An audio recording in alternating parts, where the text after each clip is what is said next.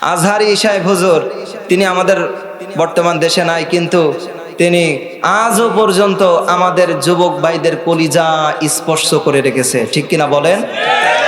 আজহারি সাহেবকে যারা ভালোবাসেন, আমি আজহারি সাহেবের হুজুরের সুর দেওয়ার পরে লিল্লাহি তাকবীর আপনারা একজন দিয়া আমি দেখবো আজহারি সাহেবরে এই কোরআনের পাখিটাকে কে কত ভালোবাসেন। ও যুবক ভাইরা শোনো শোনো, আজ ধরো আমি বাংলাদেশে নাই, আমি এ দেশ থেকে চলে গিয়েছি, কিন্তু তোমাদের ভালোবাসা আমাকে কাঁদায়, তোমাদের ভালোবাসা আমার 24টা ঘন্টা কাঁদায়।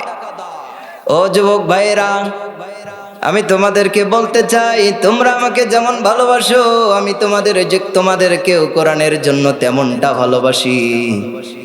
অবশ্যই আমি আজহারি সাহেবের সুরে এই কথাগুলো বলার কারণ হইল এইটা, আজহারি